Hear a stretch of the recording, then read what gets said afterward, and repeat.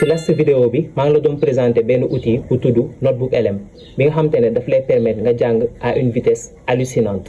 léegi vous avez été beaucoup en commentaire yu me demandé une partie 2 bi nga xamante ne damay expliquer en détail nan la ñuy utiliser outil boobu noonu léegi kon tey wax ji du bëri dañuy jàll direct ci sama téléphone ma defal leen vidéo démonstration complète allez let's go. ñu bëri nag dañ may wax que ni dañuy am problème pour télécharger ko. Pour télécharger ko c'est très simple da ngay dugg Play Store wala App Store nga daal di recherche Notebook LM une fois que nga recherche ko di nga ko gis nga télécharger ko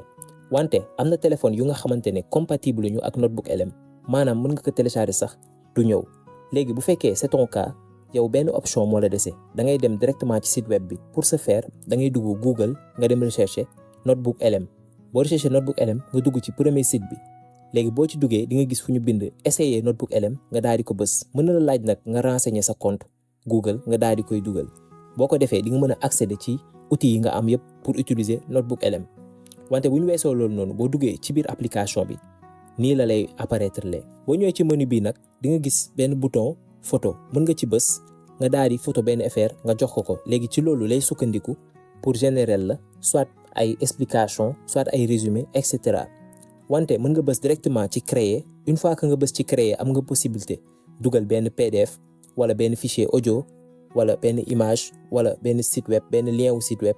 wala benn lien wu vidéo YouTube wala nga copier benn texte nga ñëw coller ko ci léegi nag nañ essayer bës PDF léegi boo bësee PDF ma tànn PDF bii nii exemple léegi su ma tànnee PDF bii nii da ngay gis da koy analyser léegi nag bu ko analyser ba pare ci lay commencer liggéey bi. wante fi ñu nekk nii foofu la source yi nekk source yi moom mooy lan moom mooy affaire yëpp yi nga xamante ne ci lay sukkandiku pour générer la say quiz say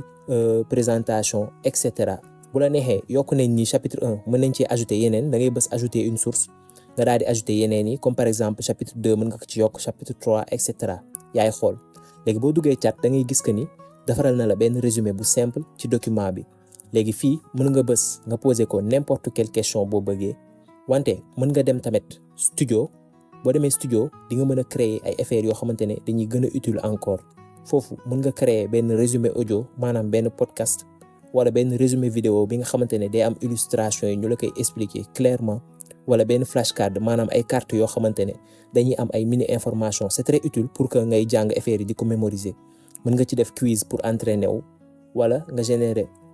ci bouton infographie bi mën nga générer foofu benn genre photo bi nga xamante ne benn affiche lay doon dañ lay won affaire yëpp ak ay graphe ay illustration et cetera mën nga defar tamit présentation détaillée mu lay expliquer lépp comme si da nga am professeur à la maison